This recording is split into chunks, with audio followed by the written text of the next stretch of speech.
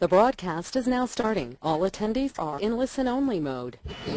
Good afternoon, ladies and gentlemen. Welcome to TechGeek webinar series, our endeavor to empower techies. We believe that sharing of knowledge is the key to enhance our skills and grow us as professionals. With this principle in mind, we have initiated a series of webinars conducted by industry experts to give you all a crisp insight of various domains.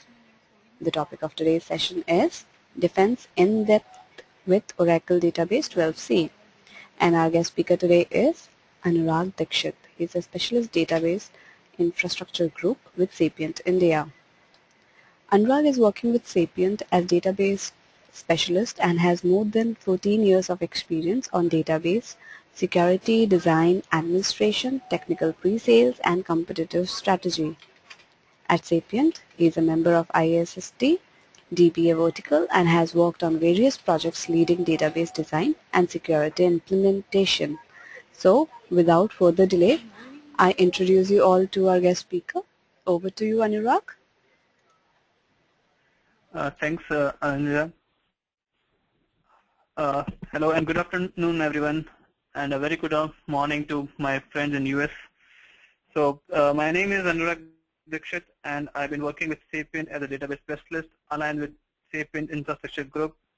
So, over the next 45 minutes, I will be discussing through the enterprise data security challenges, data security strategy, Oracle security solutions in Oracle databases, and particularly with that 12c that can help us to attain business objectives while protecting sensitive data in seamless and cost-efficient manner.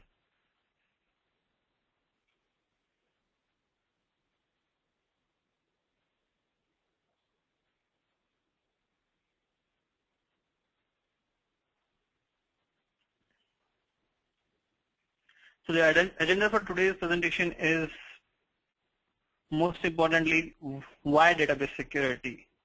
So need for data security, why the database security has emerged over a period of time, and we talk about the defense in-depth architecture, particularly from the Oracle database standpoint, and the new features and enhancements being made to database 12c, followed by a question and answer session.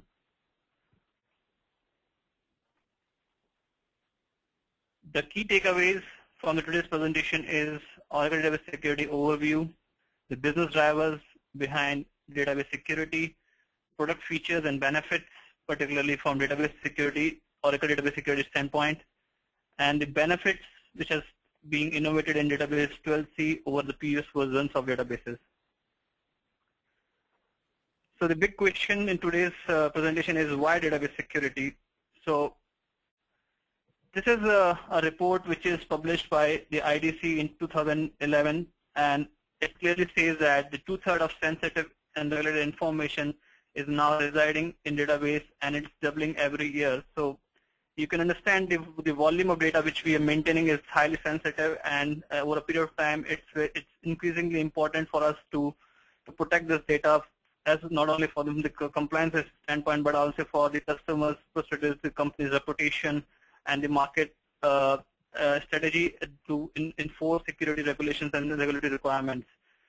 Otherwise, you also look at the business report produced by Verizon, the data breach investigation report, which clearly states that the 98% of the breaches happening from the database server itself.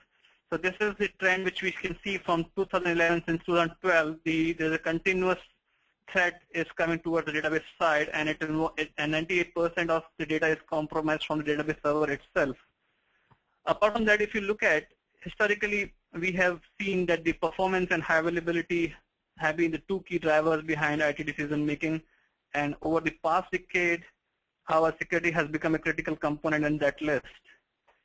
In fact, if you look at over a period of time, the amount of sensitive information collected and transmitted continues to increase dramatically, and will continue to do so. As you know, more and more organizations are striving hard to increase their efficiencies, and consumers continues to embrace internet-based commerce.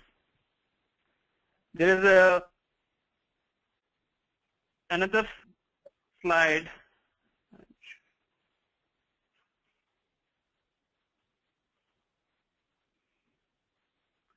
which talks about the latest report produced by the Verizon, and it's about database breach investigation report published in 2014.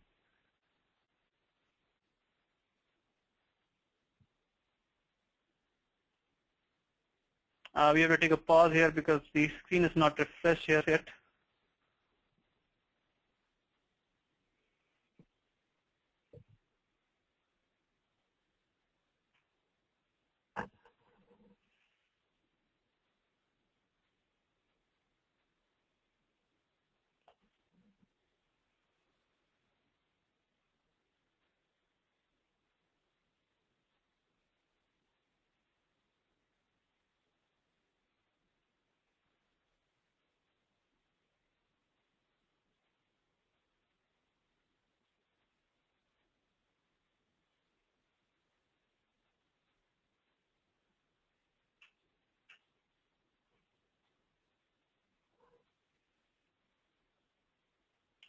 So this is another report published by the Verizon in 2014, and this report is with the contribution of 20 global organizations across the globe, and the data set that underpin the database breach information investigation report is comprised of over 63,000 incidents, and out of those 1,300 confirmed data breaches, which is the double of what we saw the last year.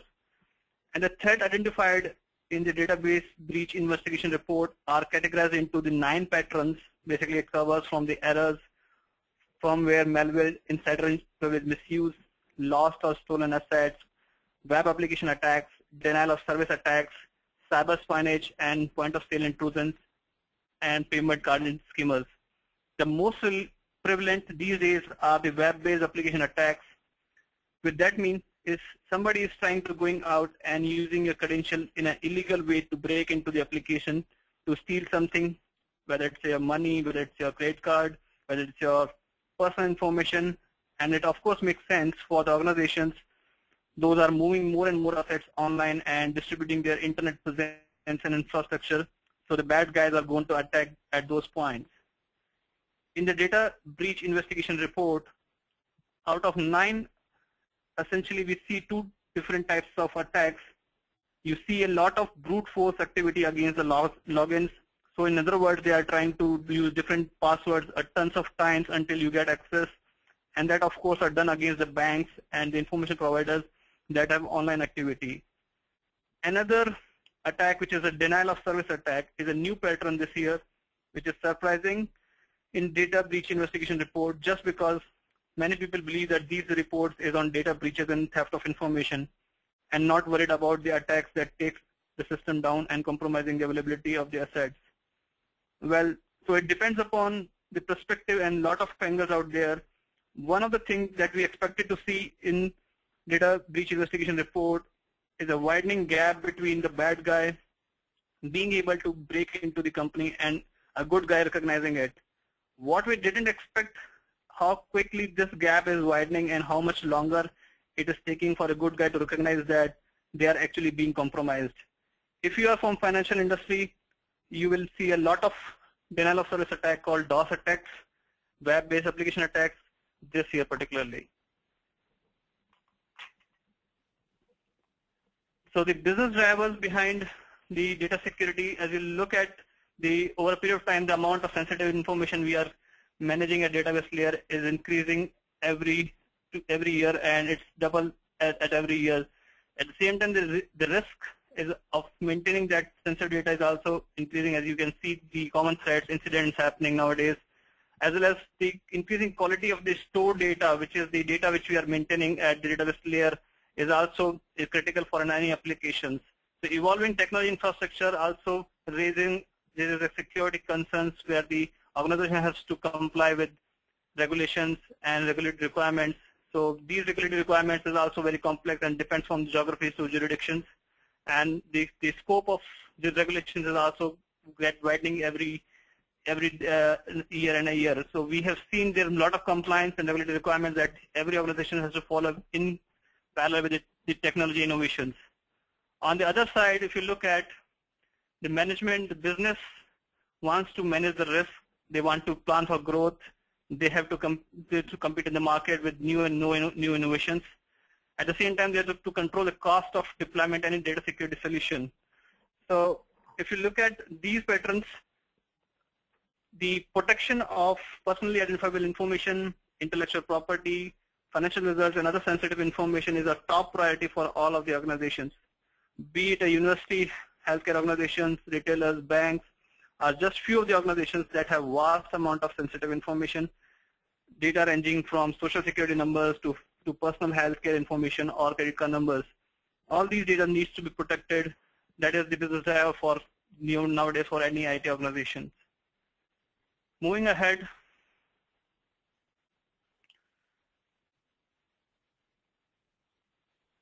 with the Oracle Defense in Depth architecture. So the Defense in Depth security architecture with Oracle Database 12c delivers a wealth of security enhancements and new features, provide multi-layered security spanning preventive, detective, and administrative controls, a technology that is tightly integrated with Oracle Multitenant security controls that can be customized at individual pluggable databases.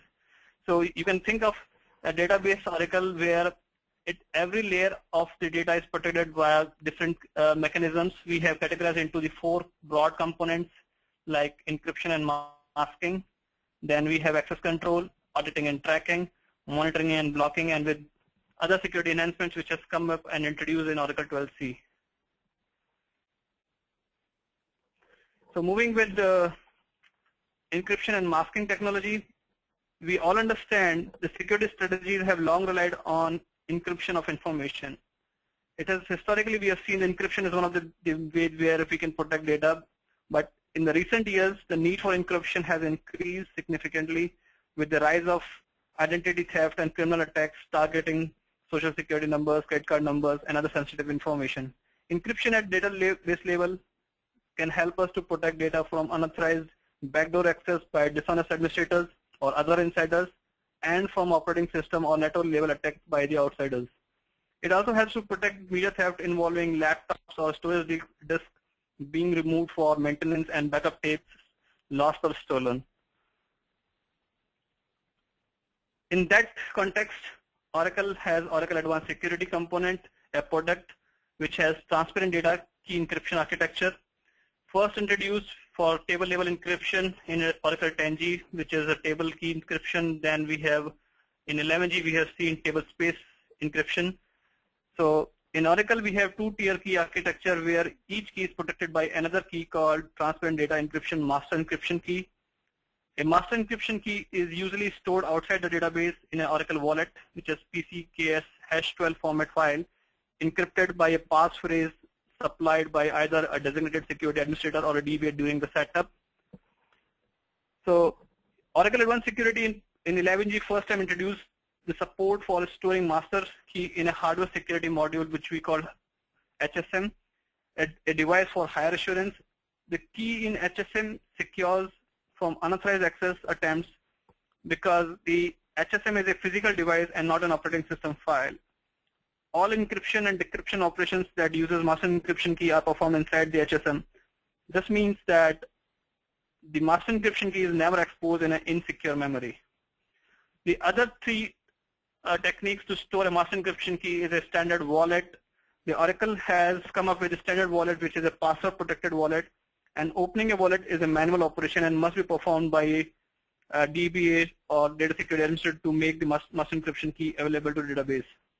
To address this challenge, Oracle has come up with another wallet which is called Auto Open Wallet. So the master key is copied into an Auto Open Wallet, and this can be done using Wallet Manager or Enterprise Manager or Aura PK utility. The Auto Open Wallet has a capability to make it available automatically without supplying a password. But in order to significantly strengthen the security using an Auto Open Wallet, Oracle has introduced a local Auto Open Wallet which can be created with the database, and it does not open on any other machines other than the machine it was created. So that way you can secure the wallet for storing the master encryption key. Another thing is that the local Auto Open Wallet is not possible to use with Oracle RAC when the wallet is stored on a centrally ACFS file systems. Additionally, the backup of an auto-open wallet should be kept in a separate location from encrypted data, because storing an auto-open wallet with encrypted data provides no security. Since the data and the wallet are stolen or misplaced, then it would have no protection. The new features, particularly in Oracle Advanced Security, so for better security and separation of duties, now you can grant SysKM administrative privilege to the users who are responsible for managing transfer data encryption. In database 12c, we have introduced with unified key management interface for transfer data encryption. So this feature is the key administration task, provides for better compliance and tracking. It also improves the separation of duty between the database administrator and security administrator, so that the individual person is responsible for the operations of key store in Oracle transfer data encryption. So you now can perform all the key and key store management commands using administrator key management statement instead of Ora PKI command line utility or alter system statements. The Oracle Advanced Security has been repackaged in 12c for greater availability. The strong authentication features are now no longer the part of Oracle Advanced Security. They are provided with the default Oracle Database Enterprise Edition. So all the options like radius authentication, Kerberos authentication, or secure circuit layer authentication are provided with Enterprise Edition, is no longer part of Oracle Advanced Security. Moving ahead in the same category, we have Oracle Data Masking. The Oracle Data Masking, particularly if you look at, is the key initiative when you have to share the data from production databases to non-production databases. So IT professional often needs to share this data with other parts of our organization. For example, DBA need to create a copy of a production data, make it available to other developers and offshore testers. But the problem is that such production data often contains confidential and sensitive information that government regulations requires companies to protect. In fact, if you look at the ability to de-identify sensitive data is an increasingly important element of any data privacy protection laws around the globe. With Oracle Data Masking Pack, the sensitive information such as credit card numbers, social security numbers are replaced with realistic values, allowing production data to be safely used for development and testing purposes. Could be outsourced or to an offshore partner for various non-production purposes. The data masking is a solution which uses an irreversible process to replace sensitive data, which will help you to ensure that the original data cannot be retrieved, recovered, or restored. It also provides a centralized repository to manage the masking formats. And if you look at traditionally, I've seen that DBAs have to create custom scripts to mask the data in each of the corporate databases, but such method, I should say, is not scalable or truly auditable. With Oracle Data Masking, on the other hand, you can use a central repository for managing common masking formats. Security administrator define the masking rules once, and you can use those rules to apply automatically every time the database administrator masks the databases. So it has this central repository. It allows you to do conditional masking, compound, and shuffle techniques, which is not possible with any other traditional approach of writing scripts to mask data. Moving ahead with Oracle Redaction. Oracle Redaction is a new feature in Oracle Database 12c. However, it is backported into Oracle 11g database and onto 11.204 version. So in addition to masking the sensitive data before it gets exported from the databases, there is an increasing need to control the display of sensitive data within the application. For an example, a call center application with a screen that exposes customer credit card information or personally identifiable information to a call center operator is a classic case. So the exposure of that information even to the legitimate application users may violate privacy regulations and put data at unnecessary risk. At quite simply, I should say, the information to those without true need to know. Traditional approach of redacting sensitive data rely on custom application logics, and that results in disparate solutions that are inconsistent across the organization and costly to deploy and support as the application innovates over a period of time.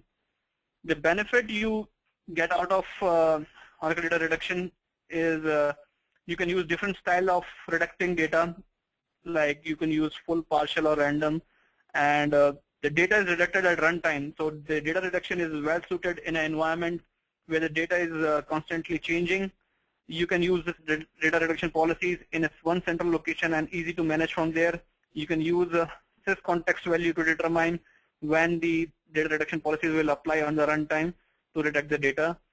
Other than that, you have system privilege to exempt reduction, particularly specifically for DML or DDL operations. You allow some authorized release manager or some users who should be exempted from the reduction policies. And there is a view which is called reduction_policies, which will list down the available reduction policies created in the Oracle databases.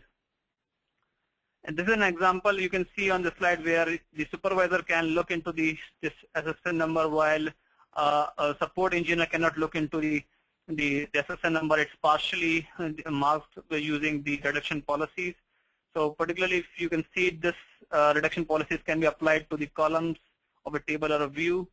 It could be a partial, full, and random, and it's completely transparent to the application. The application queries run seamlessly as it works for the original tables.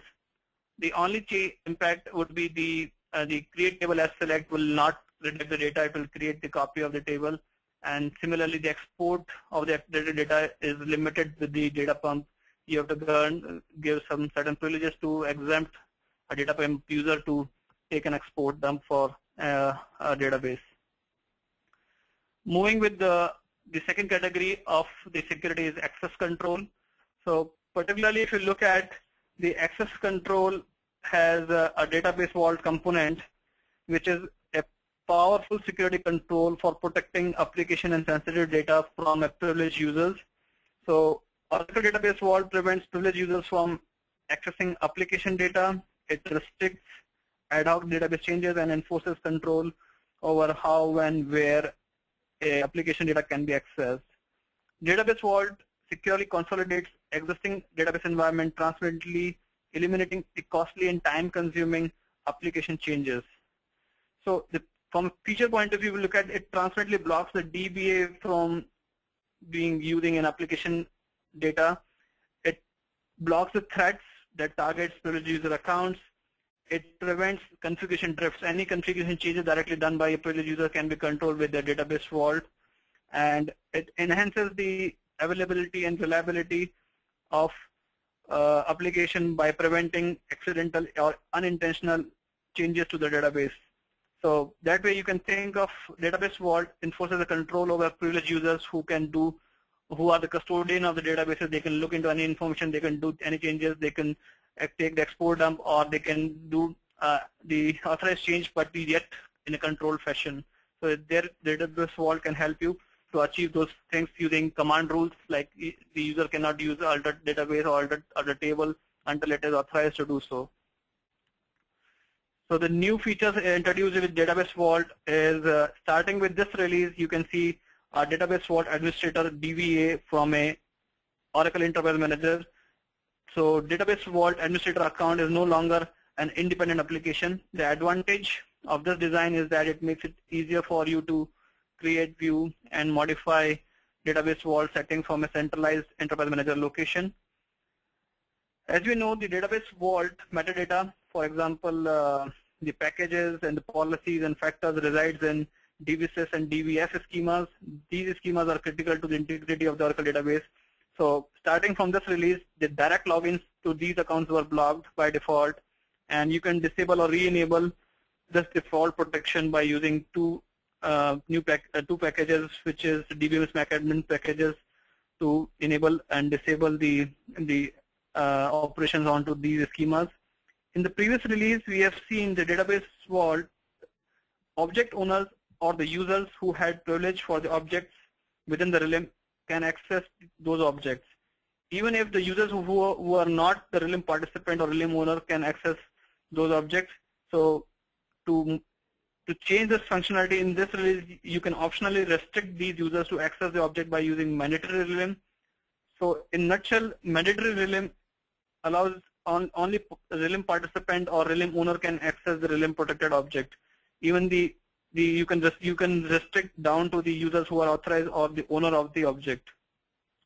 Another enhancement, if you choose to use unified auditing, which we can talk about in later slides, the unified auditing Oracle Database Vault audit records are stored in a table in Oracle Database, which is OUD schema instead of OUD dollar table in CSS schema. So this is the new change in the unified auditing technique.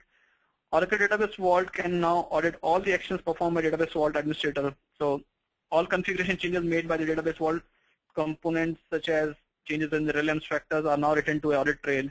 This auditing captures the creation, modification, or deletion of the most of the database enforcements, as well as Database Vault authorization components such as Oracle Data Pump and schedulers. Another role new introduced, which is DB audit cleanup role, which which can be granted to any users who is responsible for cleaning up Database Vault and audit trail in Oracle Database Vault environment. In continuation with the Database Vault features, the two rule sets for Oracle Data Pump and Scheduler have been removed, so that will allow the easier seamless operations onto using the Oracle Data Pump and Schedulers. There's an addition of two packages in DBMS MacAdmin, which is authorized DDL. Authorized DDL allows users to execute DDL statements on specific schemas. So you can that will control and authorize privileged users to execute DDLs on the specific schemas. And similarly, there is another package which is authorized proxy users who can grant a proxy user account authentication using DBMS MacAdmin authorized proxy users. You can enable or disable the use of Aura debug utility, particularly in Oracle Database. It is used to take internal dump of the trace files. So that way, this enhancement enables you to prevent misuse of the Aura debug feature, such as manipulating or dumping internal structures or enabling or disabling SQL tracing for the users. Another two views have been introduced in DBCS schemas are the configuration audit, which provides information about Database Vault configuration changes made to Database Vault, and the enforcement audit allows you to get the information about the activities that affects Database Vault enforcement policies. So this is all about the Database Vault and new features in 12c. In the same category, we have Oracle Label Security. So Oracle Label Security, if you look at traditionally, database control focuses on the roles and it stops at the object level, and that a DBA would be able to control at max. For example, we can control a user's access to a table, but not specific to a subset within the table until Oracle has introduced Oracle Label Security. So Oracle Label Security extends database security authorizations by enabling a powerful row-level access control in Oracle Database using data sensitivity labels and essentially assigning those labels to each row.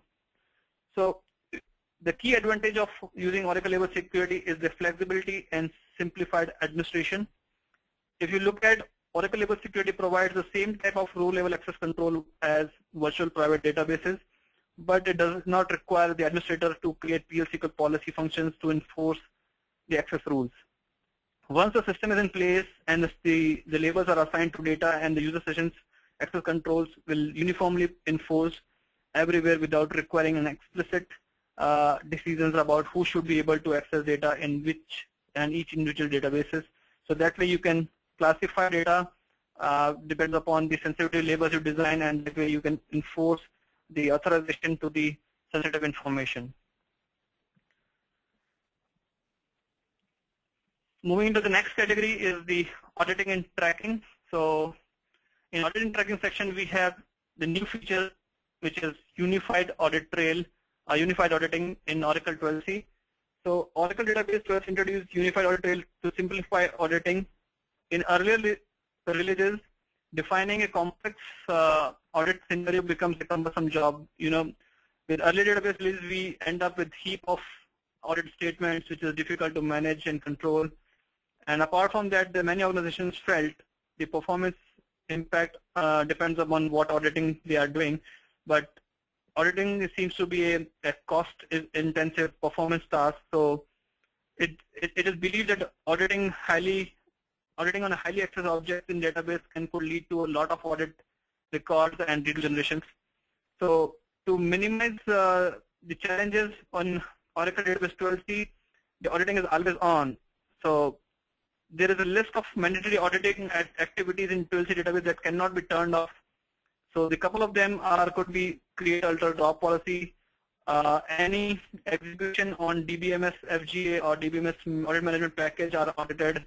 The statements being executed by sysdb, sysoper, and sysm are automatically audited in a database until even if the database is not open, these operations by sysdb, sysoper, sysm, and other sys users which is introduced in Oracle, we'll talk about later in the slide, are auditable in 12c even if the auditing is not on.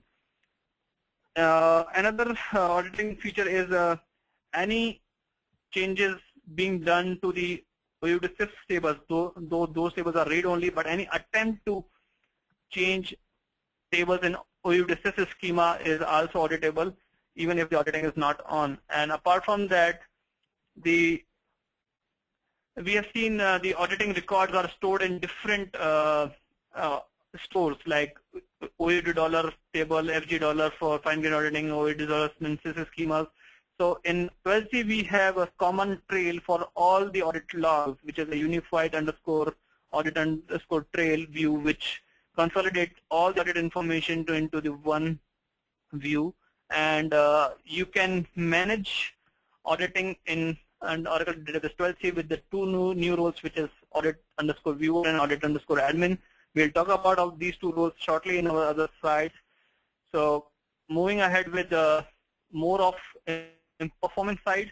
So as I said, auditing seems to be in a costly affair. So in Oracle 12c we have improved performance using the unified audit trail mechanism, which records the audit record in a proprietary format and which is accessible directly from unified audit trail view. Other than that, beginning with 12c to support unified audit trail, Oracle has two additional named queues in the SGA. These queues record audit activity in memory. Both the queues are used in a round-robin fashion, so that when the first queue becomes full, the background process will flush those audit record into the OU-to-SIF schema tables. And the queue size can be defined by a unified audit SGA queue size, which is a parameter you can set, and which value can be in the range of 1 MB to 30 MB. So it depends upon how you want to tune the auditing activity. So you can configure this queue size. Apart from that, in case if you want to flush the audit records from these queues directly to the disk on audit tables, you can use the flush unified audit trail command from the package, which is DBMS audit management package. The person who is executing this package should have audit admin role to execute this package. This is about Oracle Unified Auditing. Moving ahead with roles and privilege analysis in Database 12c. So Oracle 12c introduces a new feature called privilege analysis, which is the most awaited feature since a very long time. I should say privilege analysis is used to determine if there are users and roles that have excessive privilege. We have seen in past it had been a common practice to over-allocate privilege for the sake of simplicity rather than take time and due diligence need to create users and role properly. So now with privilege analysis, we got the tool to analyze legacy accounts and the privilege granted to them. And privilege analysis is the most efficient tool to the user after the fact to determine which privileges the user or the role uses.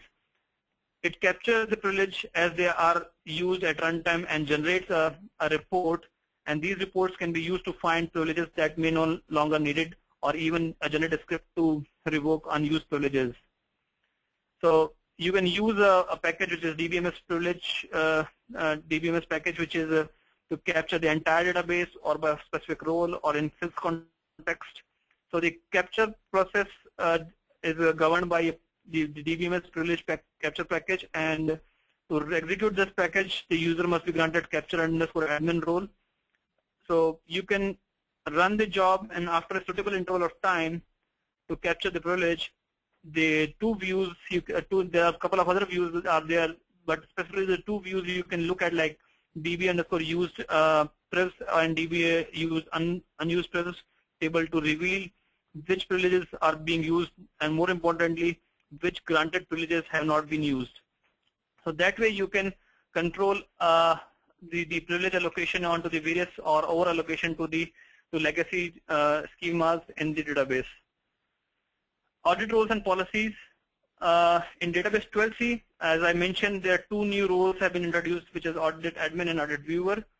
So in order to enforce separation of duties for greater security and reporting, there are two new roles introduced in 12c. The users who have been granted audit and admin role can be used for setup or management of audit trails and policies. Audit viewer can be granted to a user to see the audit results. So the idea to introduce these roles is to provide separation of duty from traditional DBA functions. With database 12c, these two new roles can be used as these roles are not granted to a DBA role. The DBA is not able to alter any audit collections or configuration, and the audited data can only be managed using the built-in data audit management package, which is DBMS audit management package, as I mentioned. And there are 3 default policies configured and shipped out of box, and each of them can be configured to provide auditing setting for a common audit use cases. Like you can see, Oracle Secure Config particularly takes care of the configuration changes. It moderates all the configuration changes and enabled by default for both the type of auditing modes, mixed or unified auditing mode. And there are 2 account management and database parameters. Account management, particularly database users account management focuses, and administrator parameters focuses about the parameter changes being done to databases. So these are the 3 default policies configured and shipped out of box for auditing. Moving into the third category, which is monitoring and blocking. So in monitoring and blocking, we have Oracle product called Audit Vault. Particularly, it provides the most comprehensive auditing capabilities and enables detailed information on the events to be captured for reporting and alerting. So while we have seen in the previous slides, the auditing generation is simple and highly automated, but there are other aspects of developing a comprehensive audit plan. Any large deployment for Oracle and non-Oracle databases can produce a great deal of audit data that needs to be consolidated. Secondly, there should be a good practice dictates that the audit data should be transmitted to a remote central location where it is secure from tampering by the individuals whose activities are being audited. And finally, I believe it is important to have a way to efficiently monitor the ongoing stream of audit data to find particular event with security implications and identify problems that need immediate action. So Audit Vault Server is essential for reporting of audit record. It makes use of the best of Oracle technologies such as compression, partitioning, encryption, and privileged user controls with Database Vault inside. Database Vault Server performs consolidation of the audited data collected from the event logs of the firewall, Oracle and non-Oracle databases, operating system, directories, and other custom sources. So that way you can consolidate audit data from various sources into a single repository for compliance reporting. Like most of the compliance are like SOX and PCI compliance and other regulations, which can help you to identify privileged user activity, entitlements, field login attempts, and other actions performed within the database. The second component is a database firewall. Database firewall is a first line of defense for Oracle and non-Oracle databases, and it consolidates audit data from the databases, operating system, and directories. The beauty of database firewall is it has a highly accurate SQL grammar-based engine to monitor and block unauthorized SQL traffic, because you see that the SQL injections attacks are most frequent than nowadays.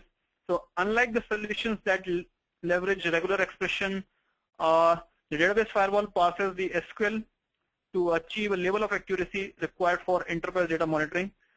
So database firewall collects SQL requests from the network using highly optimized network traffic technique, and it captures as much information as possible associated with the query.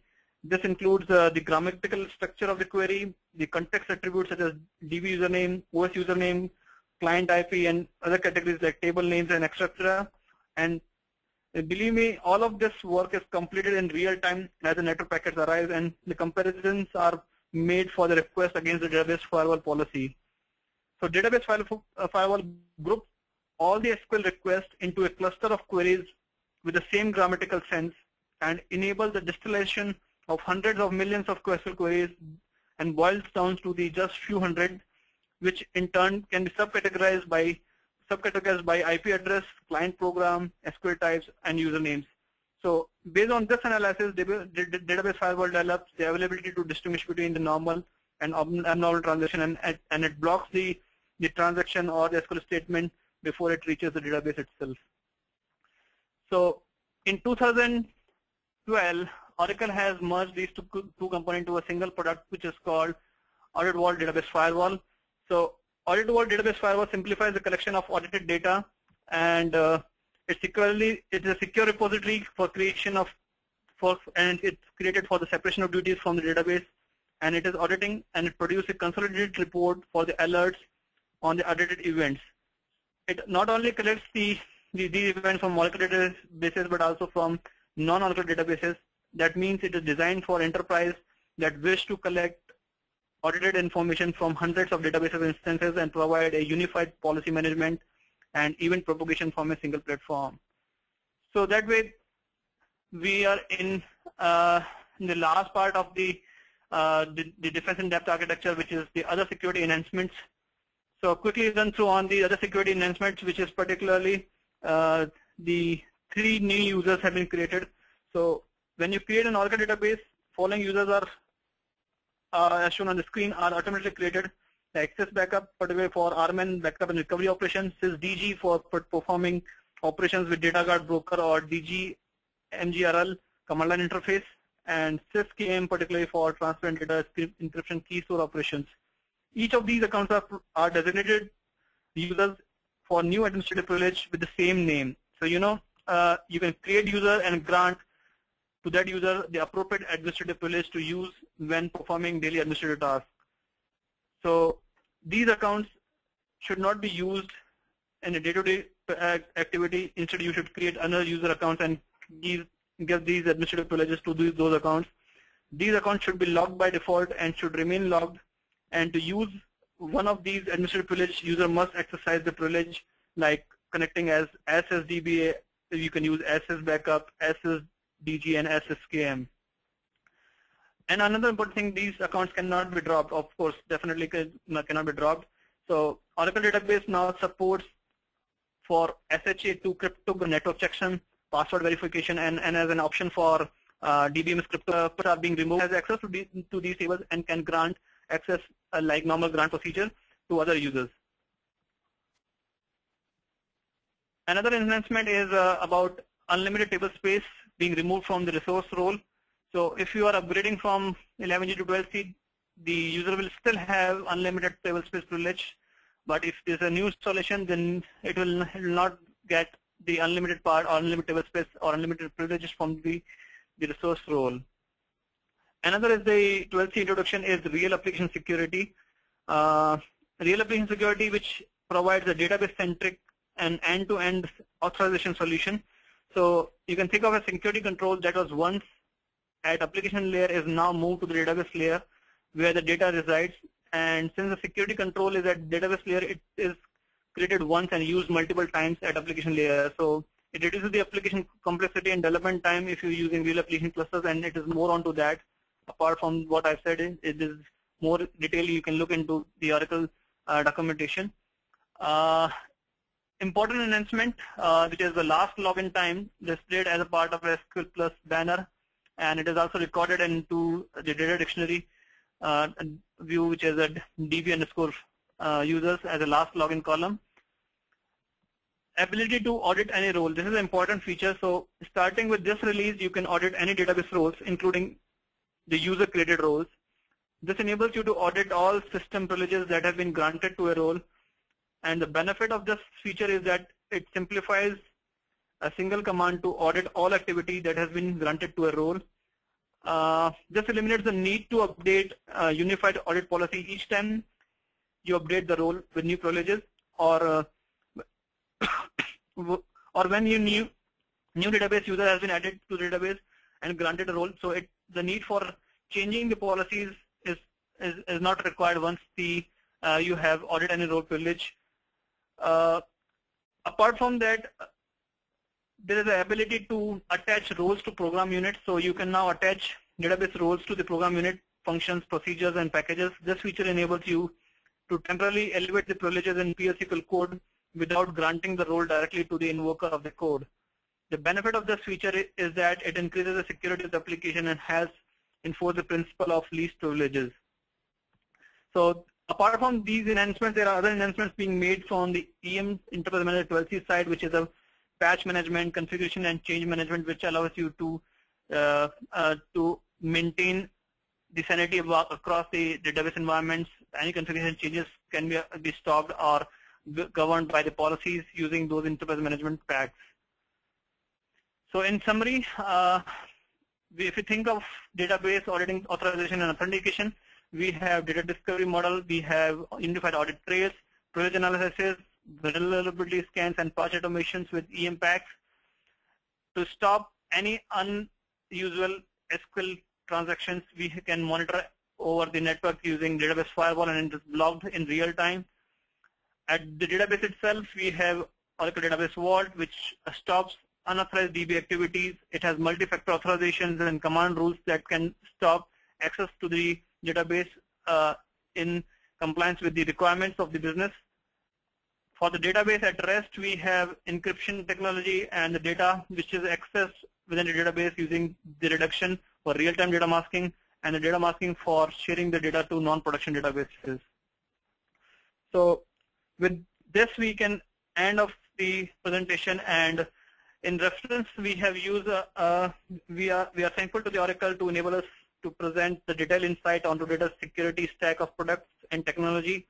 So for more information, you can go to the oracle.com/security to get more insight.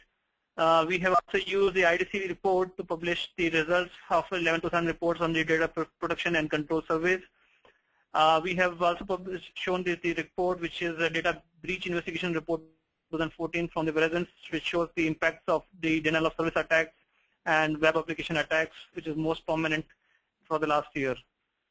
So with this, I'm thankful to the audience to listening patiently, and now we can open for the question and answer session.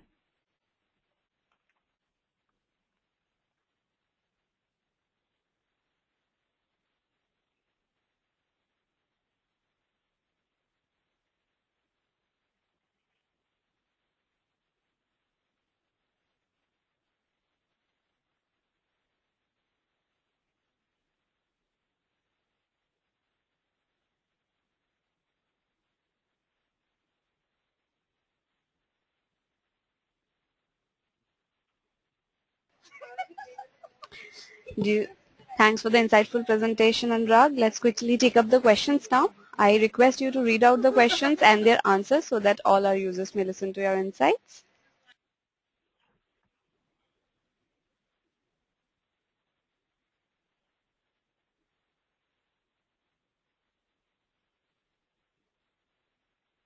Anurag, can you hear me?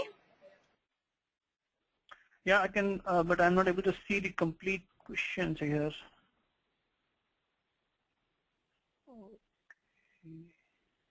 Okay, so have you undocked this pane? Yes. Yeah, All I right. can see now. Okay. Okay. Couple of questions. Does a redact feature affect SQL query performance if it is enabled on a table? So this is a question from Ganesh. So Ganesh, thanks for asking this question. The redact feature is completely transparent to the performance. You can, it doesn't going to impact the performance because it is the policy governed operation, because the redaction policies is defined at the database layer. So it transparently masks the data with the format you defined for the redaction policies. No SQL explain plan or the performance going to impact using the redact feature.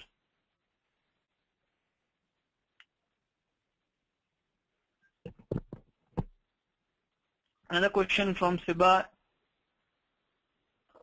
I'm not able to see. Are all these features licensed?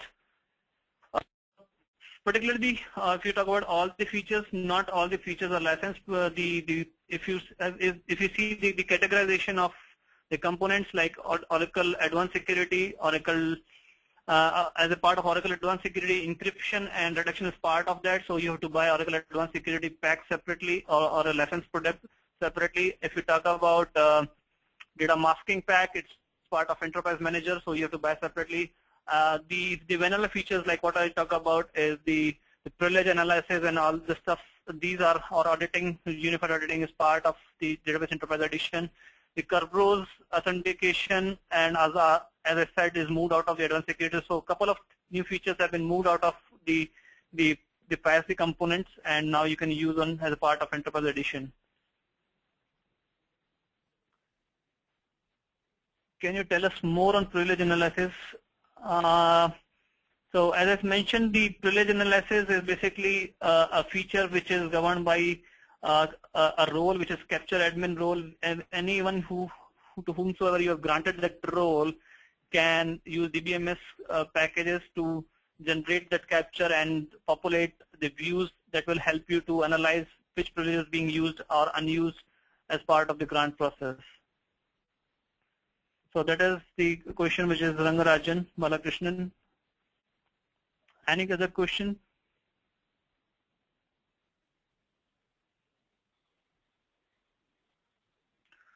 How we can encrypt the database? So as I've shown in the first slide, the encryption was first introduced in Oracle 10G, which is a table level encryption.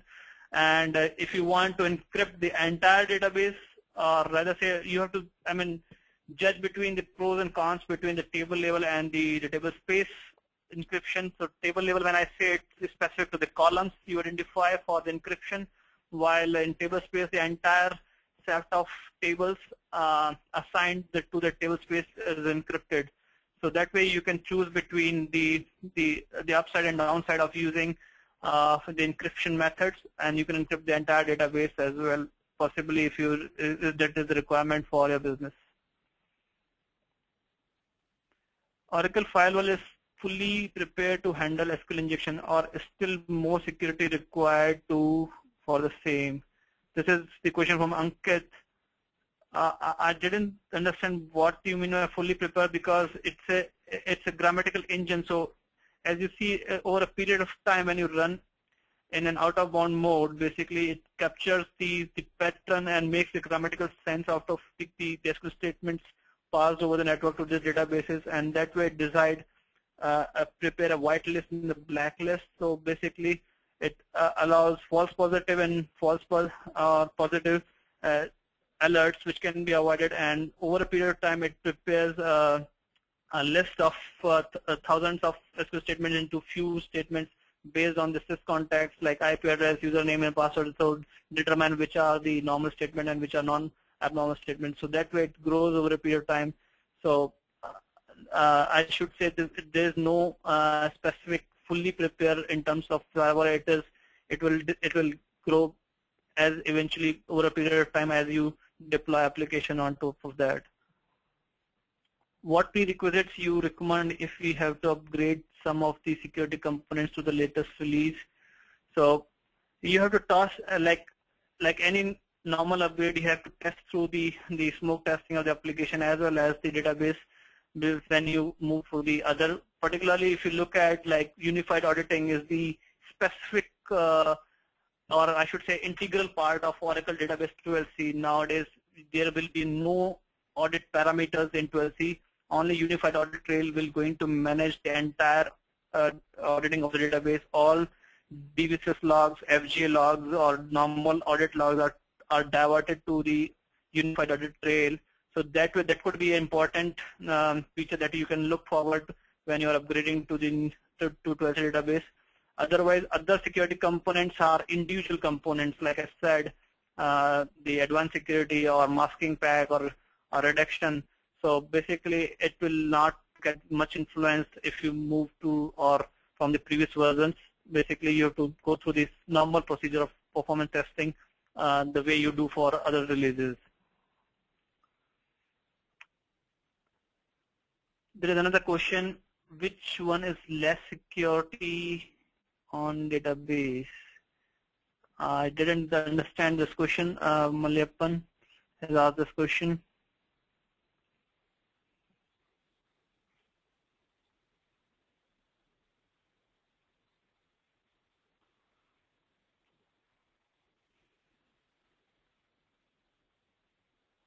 What method used to encrypt it? So this is an Arun Kumar question. The method basically is an algorithm you can choose between the, it supports all 132-bit to 256-bit of encryption, and you can use like normal DES, OES, AES encryption format. Depends upon, again, your business requirements you can use to encrypt the database.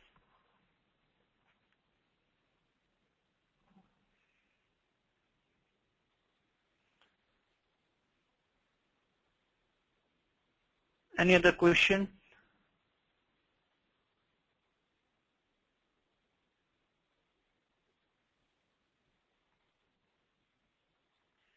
Audit trail on centralized 12C. So yes, of course, audit trail is now centralized into an UDSS schemas.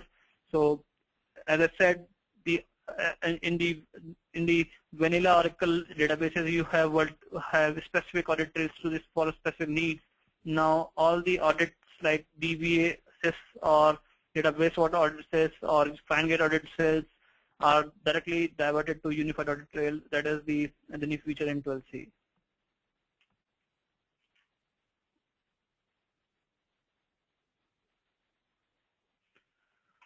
Okay. Anurag, sorry to interrupt, but due to time constraint, I have to request you to take the unanswered questions offline, which I will share with you through email. So if you would like to take one last question, you can do it now. And if you would like, you can sum up the session now. I think we are good now. Even we are running out of time, so we can take the questions offline on the forum, and I will respond to individual questions. All right, that sounds good. So if you would like to say some closing lines before we end this session today. So my intent of presenting this seminar is, like, as I've shown the data breach investigation report, which is from the Verizon business. It clearly indicates that database is vulnerable, and we should look forward to secure databases, because gone are the days we are focused on performance and availability of database. Now is the time to secure the database, which is the essential component in that list. So that is the message out of this presentation.